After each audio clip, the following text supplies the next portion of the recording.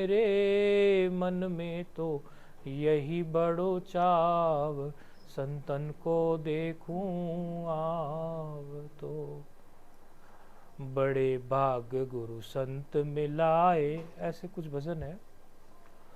तो बड़े गांव वाले के लिए हमारे तो बड़े भाग्य है। गुरु नानक जी संगत रुक गई वहाँ, वो बड़ी सेवा भी की उन लोगों ने, सुबह को चल दिए। शिष्य लोग थे, उनके सामने चर्चा हुई कि गुरु महाराज बड़ी सेवा हुई।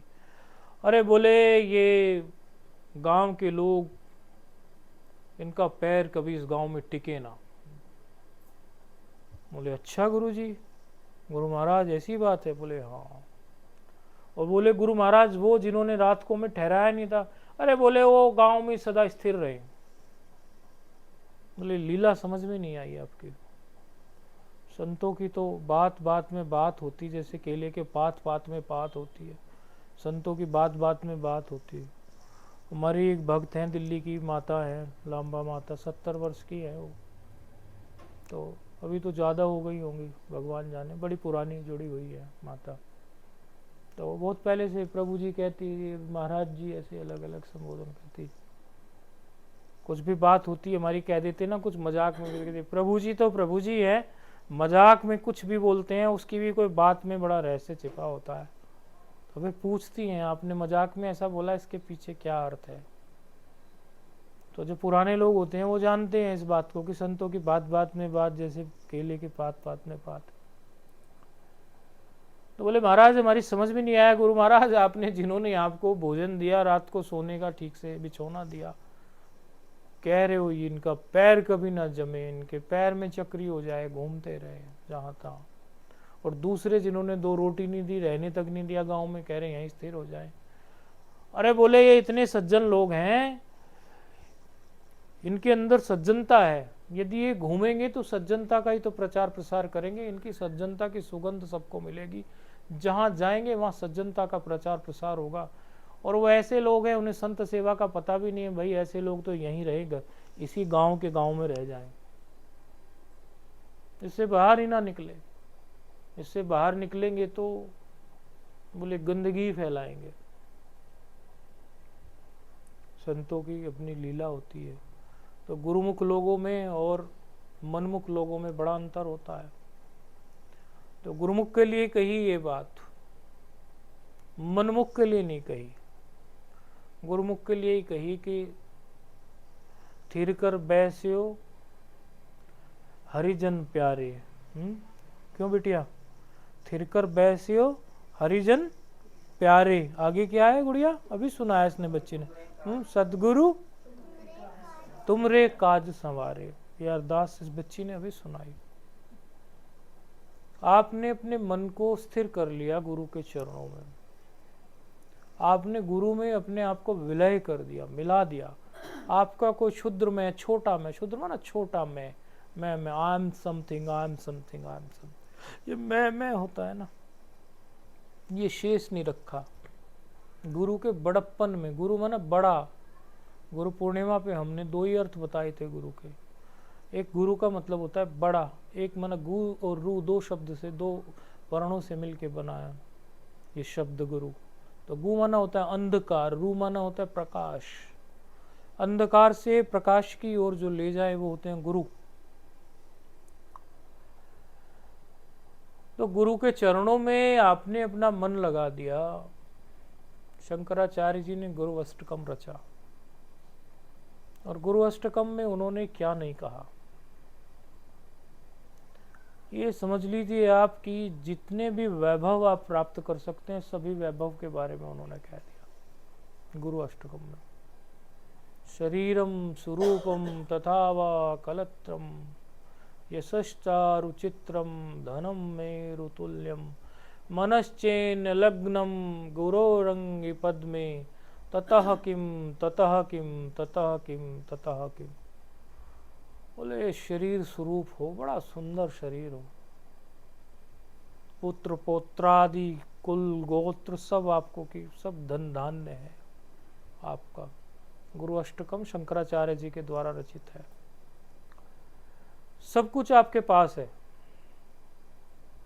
लेकिन मनश्चेन लग्नम गुरोरंघ्रि पद में, आपका गुरु के चरणों में मन नहीं लगता, आप गुरुमुख नहीं है, आप सत्संग का आश्रय नहीं लेते, आप गुरु के चरणों में बैठते नहीं है। बोले उसका कोई लाभ नहीं। ततः किम, उससे क्या, ततः किम, ततः किम, उसका क्या लाभ, उसका क्या लाभ, उसका क्या लाभ, उससे क्या होना जाना है, उससे क्या होना जाना है, उससे क्या होना जाना है। सभी लोगों का अनुभव है, कहीं तो इसमें बुजुर्ग ही बैठे हुए हैं। भाई जब पहले मुंह धोते थे वॉश बेसिन पर, नल पर, और मुंह धो के यूं ऐसे हाथ फिराते थे, स्किन कैसी लगती थी, टाइट टाइट ग्लो करती थी। अभी तो सब ढीली पड़ गई। गर्दन की देखते हैं और ये यहाँ देखते हैं तो हाथों की स्किन देखते हैं तो वे भी। तो स्वरूप जो शरीर है और आपके जो जिन पर आप नाज करते हो वो भी अभी आप में इतना इंटरेस्ट कहाँ ले पाते हैं। देखो संतों का काम होता है सच्चाई को बताना। हमें किसी की निंदा से तात्पर्य नहीं है, लेकिन जो सत्य है वो कहना है। आपके बच्चे खूब सेवा भावी हों, आपकी अंत तक सेवा करें, और करनी ही चाहिए। माता पिता से जब सेवा सामने बैठे बैठे माता पिता की नहीं करता तो कोई बाहर जाके फिर क्या सेवा करेगा। जिसको माता पिता की सेवा करने के संस्कार है वो गुरुजन की भी कर ही लेगा। जिसको सेवा करने का संस्कार ही नहीं पड़ा है वो बहाने खोजेगा। माता पिता की सेवा करने का भी फिर गुरुजन की में भी बहाने खोजेगा। गुरुओं के आश्रमों में जाएगा, वहां भी कोई ना कोई पॉलिटिक्स ही करेगा, सेवा नहीं करेगा।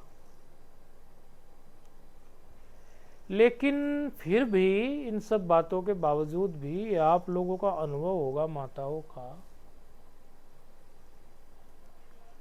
कि बेटे का जब विवाह हो जाता है तो माँ की तरफ से 50% तो ध्यान हट ही जाता है,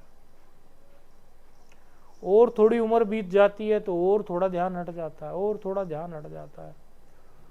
सभी लोग ऐसे नहीं होते, कहीं तो भक्त भी हैं, ऐसी बात नहीं है, लेकिन कई लोग ऐसे होते हैं कि फिर तो सामने तो भले मम्मी जी पापा जी करें, निकलते ही या अपने मायके में जाते हैं जब, तो मायके में जाके बहुएं कहेंगी हमारे बुढ़ा बुढ़ी। आप लोगों के अनुभव है, हो सकता है आपकी बिटियाएं भी आपके सामने ऐसे बोलती होंगी।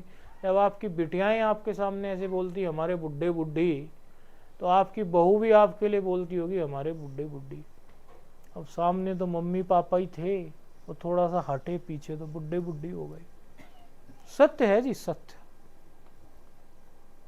तो शरीर स्वरूप हो गया, कुल गोत्र सारी चीजें आपके पास, आपके धन धान्य हो गया, सारी चीज हो गई। गुरु अष्टकम में लेकिन आपका गुरु में मन नहीं है, सत्संग में मन नहीं है, तो वो चीजों का कोई मूल्य नहीं है। संसार की जितनी भी चीजें आपको प्राप्त हैं वो सब आपको उपयोग करके अपने मोक्ष का रास्ता तय करना है। उपभोग भी नहीं करनी है, भोगी बन जाओगे। उपयोग करो, जितना जरूरत है सिर्फ उतना खा लो, जितना खर्चे करने की जरूरत है उतना खर्चा कर लो, कोई बड़ा बड़ा कुछ करने की जरूरत नहीं। हम तो देखते हैं कई बार कई संतों के यहाँ भी, कहना तो कहेंगे तो बात का बुरा लग जाएगा, 10-12 लाख की गाड़ी से भी काम हो जाता है, ऐसी कोई बात नहीं। संत को चलना है, हाई स्टेयरिंग ठीक ठाक पावर हो, चलती हो, ये ब्रेजा सरेजा ये 10-20 लाख की भी, इन 80-80 90-90 लाख की गाड़ियों में निकलते हैं, 1-1 2-2 करोड़ की गाड़ियों में। चलो भक्त लोग सेवा करते होंगे, जिसी ने दे दी। कई बार भक्त ऐसी सेवा करते हैं, पीछे पड़ जाते हैं देने वाले, कि स्वीकार भी करनी पड़ जाती है। मेरा तो तात्पर्य, चाहे संत हो ग्रस्त हो कोई भी हो, मेरा तात्पर्य तो मेरे लिए भी है कि मेरी तो जो चप्पल या क्रोक्स मेरे पास जो है, जब वो फट जाते हैं या कुछ हो जाते हैं तो देने वाले, अब तो 2-4-10-20 लोग जुड़ गए, जितने भी जुड़ गए, तो देने वालों की कोई कमी नहीं। कहते महाराज जी क्रोक्स ले आए आपके लिए, दूसरे वो चप्पल से होते ना, क्रोक्स बोल देते उनको। तो मैं कई बार तो किसी को पता ही नहीं चलने देता, मेरे फट गए, मैं चुपचाप मोची के जाके, अब की बार भी वो मेरे क्रोक्स फट गए तो लोग कहने लगे वो करेंगे, अब मैं मोची के जाके उसको 100 रुपये में सिलवा लाया, पूरे पूरे क्रोक्स पे मैंने सिलाई लगवा दी। ये तो यहाँ बता रहा हूँ मैं, तो पता चल रहा है लोगों को। अब जिनको पता चलेगा उनमें से भी कुछ लोग कहेंगे आपने सिलाई क्यों लगवाई, हम नहीं दिला देते। जब काम चल रहा है, व्यर्थ में पैसे को खर्चा करने से भी क्या होना है। आप अपने मन को बाहरी चीजों में ही फंसा के रखोगे तो अंदर कब आओगे। थिर घर बैसियो जो बात कही है अरदास में, वो कह रहे हैं घर में ही बैठो। घर का मतलब क्या है। शंकराचार्य जी का एक और शास्त्र, एक और उन्होंने रचना की, साधन पंचकम। साधन पंचकम में, ये तो गुरवाणी की अरदास थी, साधन पंचकम में उन्होंने लगभग 7 साल पहले, मैं शंकराचार्य जयंती पे वृंदावन में उसके बारे में बोल रहा था, किसी बड़ी स्टेज से, किसी बड़े मंच से, बड़े आश्रम में। तो वहां घर का मैंने अर्थ किया था कि घर शब्द का अर्थ यहाँ क्या कर रहे हैं साधकों के लिए। तो इसमें भी घर शब्द आ गया, थिर घर बैठो, बैसियो, बैठियो, बात। अरे अपने अंदर बैठो, अंदर। घर माने क्या, यहाँ बैठो अंदर अपने, बिल्कुल स्थिर हो जाओ, अपने मन को शांत करो। आपके गुरु से जो आपको मंत्र प्राप्त है, आपके गुरु का और आपका कनेक्शन अब ये शाश्वत हो गया। शाश्वत का तात्पर्य ये है, जब तक मोक्ष नहीं हो जाता तब तक गुरु का दिया हुआ नाम आपकी उन्नति कराएगा, यदि गुरु समर्थ हैं तो। गुरु सभी तरह के हैं, वो हम वर्णन पहले कर चुके। शास्त्रानुसार यदि गुरु हैं तो आपका मोक्ष होकर रहेगा। एक संत हमेशा कहा करते हैं, मुझे तो वो बात बड़ी सुंदर लगती है, कहते हैं जी, बोले शेर के दाढ़ में आया हुआ शिकार शायद बच भी जाए, पीछे से शेर पर कोई सवा शेर हमला कर दे, डर के मारे वो शिकार को छोड़ दे। गुरु के पास आया हुआ गुरुमुख साधक शिष्य गुरुभक्त, उसका मोक्ष ना हो, उसकी मुक्ति ना हो, ये संभव नहीं है। एक दिन वो मुक्त होगा। और आप संसार में इससे ज्यादा कीमती बात कुछ मत समझना। गुरु पूर्णिमा पे बोल रहे थे हम, उसके पहले भी कह रहे थे, हमने कहा भाई यदि आप सांसारिक वस्तुओं को पाने की चाह से हमसे मिलते हो तो चलो, वो तो संसार की वस्तुएं छाया होती है, भगवत प्राप्त महापुरुषों की छाया होती है, वो सब प्राप्त हो जाएगा। लेकिन यदि आप अपने एक लक्ष्य, जो मनुष्य जन्म का लक्ष्य है, उसी के लिए मिलते हो तो उसमें तो मेरा पैर बहुत पक्का जमा हुआ है, उस पे तो मार्ग पे मैं आपको बहुत गहरा कर सकता हूँ। मैं आपको बता सकता हूँ कि बेटा ये नाम जप कर, ये साधना कर, ऐसे ध्यान कर, इस प्रकार से सुबह शाम तुझे नियम करना है, और इस तरह से तेरा कुछ वर्ष में तेरी स्थिति बहुत ऊंची हो जाएगी। और मैंने कहा यही सबसे कीमती चीज है। गुरुवाणी में जो ये बात कह रहे हैं, ये अरदास जो लगाई गई है, कहते चंचलताओं का अब त्याग करो, अपने अंदर आप प्रवेश करो, अपने अंदर आप बैठो, आप गुरुमुख हो। वो गांव वालों की तरह मनमुख नहीं हो जिन्होंने गुरु महाराज को रहने के लिए जगह भी नहीं दी थी। आप गुरुमुख हो, आपके पास संतों का आना जाना है, आपके जीवन में कोई ना कोई संत हैं, आप गुरुमुख हो, इसीलिए आप जो है अंदर आ जाओ। आज कोई आए थे दिन में, उनको मैं कुछ ध्यान और विशेष ऐसे कुछ पूछ रहे थे, तो कोई, मैं उनको ध्यान बता रहा था, तो मैंने कहा थोड़ा ध्यान किया करो। आप लोग थोड़ा थोड़ा थोड़ा थोड़ा ध्यान में प्रवेश करो। जब आप ध्यान में प्रवेश करोगे थोड़ा थोड़ा, तो आपकी जो बाह्य चीज़ें हैं, जो रस आप बाहर खोजते हो, खाली आप बैठे हुए हो, तो आप इधर की निंदा करोगे, उधर की निंदा करोगे, इस पड़ोसन ने क्या किया, उसने क्या किया, इन गुटबाजियों के चक्कर में आप पड़ जाओगे। हर जगह जब लोग बढ़ जाते हैं तो समितियां बन जाती हैं, संस्थाएं बन जाती हैं, पार्टियां बन जाती हैं, पक्षबाजी हो जाती हैं, और सिवाय समय खराब होने के दूसरा कुछ हाथ नहीं आता। बल्कि होता ये है कि दिमाग में ऐसी ऐसी गंदगियां पड़ जाती हैं हमारे। किसी से कोई बात पूछो, हम तो देखते हैं इस बात को, हम किसी से कोई बात पूछते हैं, वो हमें जो जवाब देता है, फिर हम धीरे धीरे उस बात की तह में जाते हैं तो वो बात निकलती कुछ हो रही है। हम आसानी से किसी की बात को वो नहीं देते कि यदि हमारे सामने आके कोई किसी की निंदा कर भी दे तो हम उसकी बात को ऐसा ही समझते हैं जैसे चिड़िया चहका रही है, मच्छर भिनभिना रहे हैं। किसी ने किसी की निंदा की और हमने उसको सीरियस ले लिया, हम तो गंदगी भर लेंगे अपने मन में। आपसे तो 10-20 लोग मिलते होंगे, हमसे तो महीने में 30 दिन में पता नहीं 30 लोग मिलते हैं कि 300 लोग मिलते हैं, या 3 भी लोग भी नहीं मिलते कभी कभी, लेकिन लोग मिलते रहते हैं। तो कोई कुछ अपनी गंदगी यदि ऐसे डाल के जाएगा और सारी गंदगी हमारे अंदर ही प्रवेश कर जाएगी तो हम तो फटके गिर जाएंगे, हमारी तो साधना ही नष्ट हो जाएगी। तो समाज में यही प्रचलन है कि एक दूसरे के सुख में खुद को बड़ी जलन है। वो उसकी निंदा करेगा, वो उसकी निंदा करेगा, वो उसकी निंदा करेगा। एक दूसरे के सुख से कौन सुखी हो रहा है? आजकल दुखी ज़्यादा हो रहे हैं। अपनी तरफ को तो कोई देखता ही नहीं है। सब पता ही नहीं होता कि तू एक उंगली उधर उठ रहा है तो ज़्यादा तो तेरी तरफ ही झुक रही है, 4 तो 3 तो झुकी गई। अंगूठे को भी अलग कर दो तो एक उंगली की तो 3 अपनी तरफ ही झुक गई। अपने दामन का दाग किसी को दिखता ही नहीं है। वो तो तिल भर उनको जो है, कोई पहाड़ जैसा भी तिल भर है और दूसरों का तिल भर भी पहाड़ जैसा है। तो आप जो सत्संग में आते हो, गुरुमुख लोग हो, आप लोग इन चक्करों से अपने आप को छुड़ाओ। ये मन है बदमाशी करता है। यदि आपने एक बार इसको रास्ता दे दिया है, ये बार बार बार बार उसी काम को करता रहेगा। बौद्ध पद्धति में विपස්සना वगैरह होता है, वहाँ एक बात बताते हैं वो लोग, है तो हमारे प्रेक्षा ध्यान से ही, हमारे योग शास्त्र में एक प्रेक्षा ध्यान है, उस प्रेक्षा ध्यान से ही कुछ अंश में वो निकला हुआ है, कुछ उसमें जोड़ तोड़ किया हुआ है। लेकिन जो बात जहाँ से मिलती है हम तो उसे वहाँ से ग्रहण कर लेते हैं। हमें ये कोई फ़र्क नहीं पड़ता कि ये बात जो है हमें गुरुवाणी से मिली या कहीं बौद्ध पद्धति से मिली या जैन मुनियों से मिली, हमें इससे कोई फ़र्क नहीं पड़ता।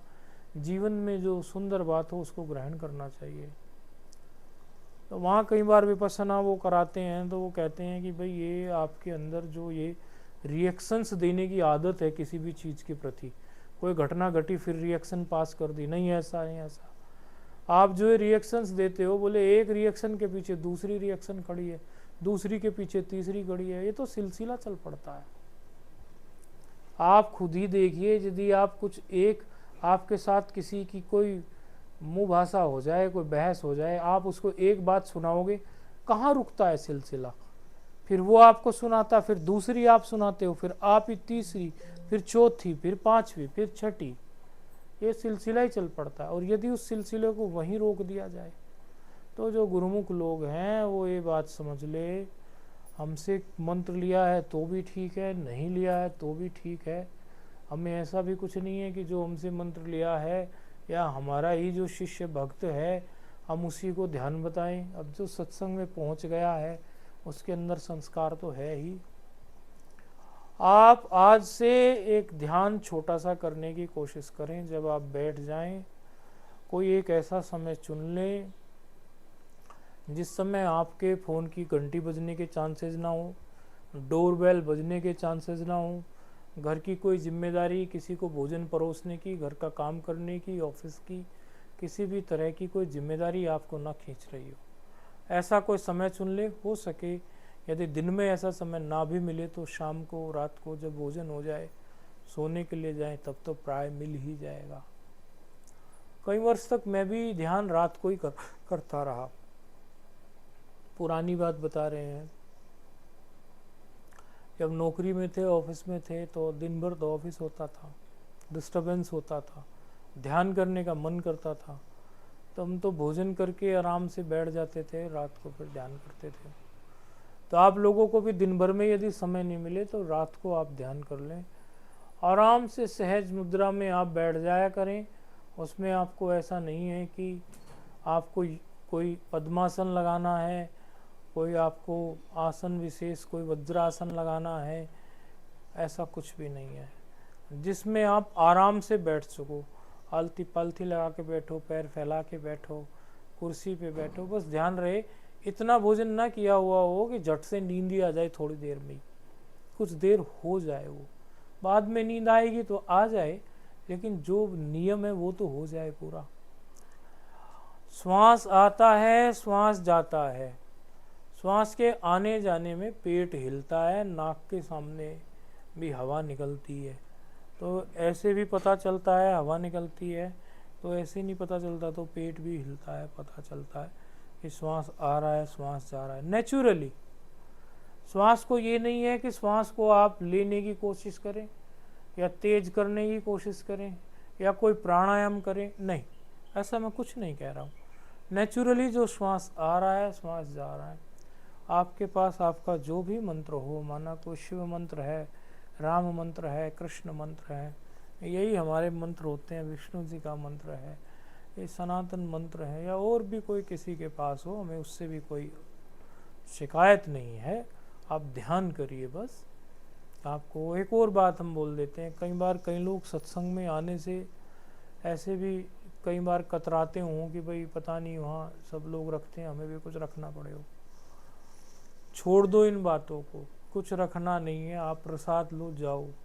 बल्कि जिसका आने का मन जिस दिन ना कर रहा हो, उस दिन वो आ जाओ और कहो गुरु महाराज मेरा आज आने का मन नहीं कर रहा था, मैं फिर भी आ गया या आ गई, तो 50 रुपये मेरे से ले जाओ। सच में कह रहा हूँ, रिकॉर्ड में जारी है बात। जब तक पैसे होंगे देता जाऊंगा। ध्यान करते हो आप मेरे से 50 रुपये लेके भी, तो मुझे क्या फ़र्क पड़ता है। राम जी की चिड़िया, राम जी का खेत, आएंगे तो दे दूंगा, नहीं आएंगे हाथ जोड़ दूंगा जी, और क्या करूँगा। सत्संग का त्याग मत करो, तात्पर्य ये है। तो इन बातों के चक्कर में मत पड़ना, कुछ आना है, जाना है, लाना है, नहीं लाना है। कई बार हम हास्य विनोद में बोल भी देते हैं किसी किसी को कि भाई क्या धरता है, गुरुमुख है और धर, ऐसे मजाक में बोल देते हैं। हमारी कोई इच्छा नहीं ऐसी कोई धरेगा या कुछ करेगा, वो किसी किसी को अपनापन मान के अपनत्व तो लगता है, बोल भी देते हैं ताकि वो दान धर्म में रुचि रखे। लेकिन इसका तात्पर्य ये नहीं है कि तुम आओगे, कुछ धरोगे, कुछ रखोगे या प्रसाद लेके आओगे अपने पल्ले से तो सत्संग में आना। आओ, सत्संग सुनो, चले जाओ। जो मैट बिछाई है वो बिछाने का मन करे वो भी बिछा दो, नहीं तो भैया आप सब लोग भी चले जाओगे तो हम रख देंगे उसको बांध के, हमें कोई उसमें वो नहीं। वैसे तो सेवक हैं आप लोग, इतनी सेवा तो कर लेते हो। सत्संग का जीवन में त्याग मत करो। हम ध्यान बता रहे हैं, सहज रूप से आपको श्वास आता है, श्वास जाता है, श्वास आता है, श्वास जाता है, उसके साथ भगवान नाम जोड़ दो, राम जोड़ दो, कृष्ण जोड़ दो, हरि जोड़ दो, और उस श्वास को देखो। और ऐसे कम से कम 108 श्वास देखो, कम से कम 108 श्वास।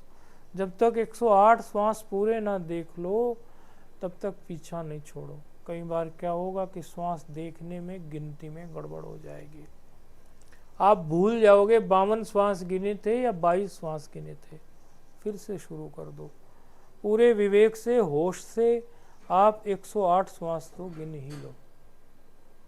यदि आप ऐसा प्रतिदिन करते हो, आपका ध्यान में प्रवेश हो जाएगा और बहुत गहरा प्रवेश हो जाएगा, और धीरे धीरे धीरे धीरे आप जो है विचारों की श्रृंखला को तोड़ने लगेंगे।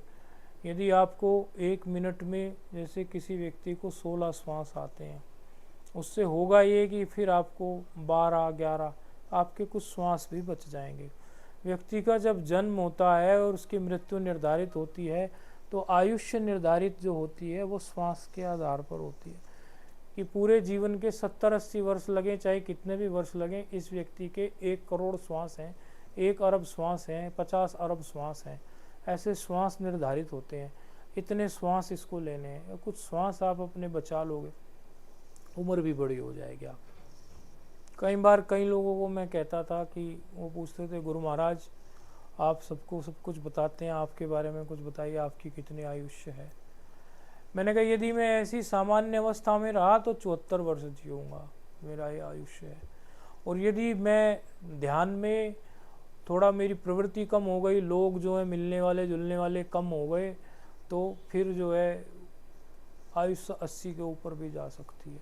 तो इतना तो मैं स्वयं के बारे में भी जानता हूँ। तो आप लोगों के बारे में भी ये बात है कि आप जो है श्वास को जब देखेंगे, आपके श्वासों की संख्या 1 मिनट में आनी कम शुरू हो जाएगी, एक लाभ। दूसरा लाभ ये होगा कि श्वास जो है आपका थोड़ा नियमित हो जाएगा। हमारे शरीर में सबसे निकट जो है श्वास ही रहता है, जो सुसुप्ति अवस्था में भी है, स्वप्न में भी है, जागृत अवस्था में भी है। मन जो है जागृत में रहता है, स्वप्न में भी रहता है, तभी तो मन से हाथी घोड़े मकान सब स्वप्न में आप बना देते हो। लेकिन सुसुप्ति में तो मन नहीं रहता, वहाँ तो कहोगे भाई हम बड़ी गाढ़ निद्रा में सोए। संस्कृत में इसको एक श्लोकांश के माध्यम से बोलते हैं, अहम सुख वापसम न किंचित अवेदिशम, ऐसे संस्कृत में एक कहावत है। मैं बड़े सुख से सोया, मुझे न किंचित अवेदिशम, मुझे थोड़ा सा भी कुछ पता नहीं चला। हिंदी अर्थ इसका ये है, मैं बड़े सुख से सोया, बड़े आनंद से सोया, बड़े बोले घोड़े बेच के सोया, मुझे कुछ पता नहीं चला। लेकिन श्वास तो वहाँ भी था, सुसुप्ति अवस्था में भी तो श्वास मौजूद था। तो जो श्वास आपका जागृत में है, स्वप्न में है, सुसुप्ति में है, आप गुरुमुख लोग हैं, तो जो गुरु बताते हैं वो निश्चिंत होके उसी को सुनिए, उसी को करिए। आप उस श्वास को देखिए, ऐसे 108 श्वासों को आप देखते रहे, 108 श्वासों को देखते रहें। और देखते देखते जब आप 108 पूरे कर दें, उसके आगे की तरफ चलें, तो नींद आए तो आने दें, 108 को तो कंप्लीट कर लो। इसके बड़े भारी लाभ हैं। एक तो आप श्वास का सहारा लेके ध्यान में चले जाएंगे, और आप ऐसे ध्यान में चले जाएंगे कि बहुत हल्कापन महसूस किया करेंगे। भोजन जो है व्यक्ति को आधा पेट भर के करना चाहिए, आधा तो पानी के लिए, आधा तो हवा के लिए छोड़ना चाहिए। जो ध्यान भजन करने वाला व्यक्ति हो, वो बहुत भोजन में ठास ठास के नहीं खाया करता, कि भरते जाओ भरते जाओ भरते जाओ भरते जाओ। हल्कापन रखने के लिए थोड़ा कम ही खाता है, नहीं तो पता चला बैठे और बैठते नींद आ गई, तो फिर ध्यान कहाँ होगा। तो 108 श्वास आज जो आ गए उनका भला, जो नहीं आए उनका भला। आज ही हमारे मुख से ये बात निकलनी होगी, कल को शायद स्थान बदल जाएगा, इधर से चले जाएंगे। तो आज ये बात जाते जाते आप लोगों को प्रसाद ये देके जा रहे हैं कि 108 श्वास जो हैं आप देखना शुरू करें, ध्यान में रहें। और गुरु मंत्र किसी के पास होता है उसको थोड़ा अधिक फलदायी होता है, लेकिन आप लोगों को भी फल तो मिलेगा ही मिलेगा। आप उन श्वास को देखते जाएं देखते जाएं देखते जाएं देखते जाएं, ऐसे करते धीरे धीरे आपका ये अभ्यास होगा कि जब भी आपको थोड़ा सा समय मिलेगा आप लग जाओगे, थोड़ा सा समय मिलेगा लग जाओगे। इतने अंतर्मुख आप हो जाओगे, इतने अंतर्मुख कि यदि आप ध्यान में गहरे उतर जाओ तो जो क्रॉनिकल डिजीजेज हैं, जो दुर्लभ बीमारियां हैं, वो भी दूर होनी शुरू हो जाएंगी। जो दवाइयां आप ले रहे हो सो ले रहे हो, आप अंदर इतने प्रवेश कर जाओगे कि आपका पूरा तंत्र अपने ढंग से काम करना शुरू कर देगा, और फिर वो कुछ कुछ बीमारियां जो हैं आपकी ठीक हो जाएंगी। और ध्यान बीमारियों के लिए तो नहीं किया जाता ना, ये तो एडिशनल एक आपको बाई प्रोडक्ट हैं। जैसे कोई गन्ने को पेले तो वो गन्ने का जूस निकालता है, तो जूस निकालने के साथ उसका छिलका जो है वो भी तो मिलता है, वो लोग उठा लाते हैं, जलाने के ईंधन के काम आ जाता है। तो उसकी कोई चाह तो नहीं होती हमें, तो ये तो गन्ने के छिलके के समान ही है, बाकी चीज़ें संसार की छाया मात्र है। बाकी तो आप लोगों को जो ध्यान का महत्व है वो स्वयं से करके ये लगेगा। तो आज से आप ये ध्यान करना शुरू करें, और जीवन में कभी भी कहीं भी संत आए तो जीवन की वही घड़ी, बाकी के दिन बाद। स्वागत करने योग केवल गुरुजनों का स्वागत है, मिलने योग जो है गुरुजनों से ही अधिक मिलो। उम्र भी हो रही है सब लोगों की, तो समय बहुत बीत गया। बेटा देख लिया, शादी देख ली, सब देख लिए, समय पसार हो गया। बालक जब छोटा होता है सोचता है कि मैं 6वीं 7वीं 8वीं में पास हो जाऊं, फिर 10वीं में बोर्ड के एग्ज़ाम, 12वीं में बोर्ड के एग्ज़ाम, बस अब की बार पास हो जाऊं, अच्छे मार्क्स आ जाएं। हर जगह यही सोचता रहता है, बस ये काम हो जाए, ये काम हो जाए, पूरी ज़िंदगी खप जाती है। वो छोटा सा बच्चा था मैं, एक कैलेंडर टंगा हुआ था हमारे नाना के यहाँ पर। छोटे बच्चे थे तो मामा नाना के यहाँ जाते थे। हमें आज तक याद है, हम सोचते रहते थे उस कैलेंडर के बारे में। वो कमरा भी याद है, वो कैलेंडर का पूरा प्रारूप हमारे मस्तिष्क में है।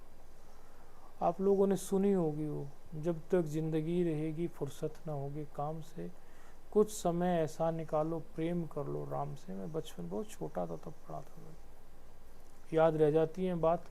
अभी तो कई लोग हमें सुनते हैं तो वो कहते हैं महाराज जी तो इतनी पुरानी पुरानी कोई बात बता देते हैं जो हम भी उनको बता के भूल गए, हमें खुद याद नहीं, उनको याद रहती। तो भैया हमारी स्मृति में तो जन्मों जन्मों का खेल पड़ा हुआ है। ये जन्म की बातें तो क्या करते हो, हम इस तरफ ध्यान नहीं देते ना, हमारी रुचि है इन बातों में, क्योंकि ऐसी कोई बाजीगरी हम नहीं करते कि लोगों को भ्रमित करने के लिए कि तेरे जन्म देख के बता दूंगा ये।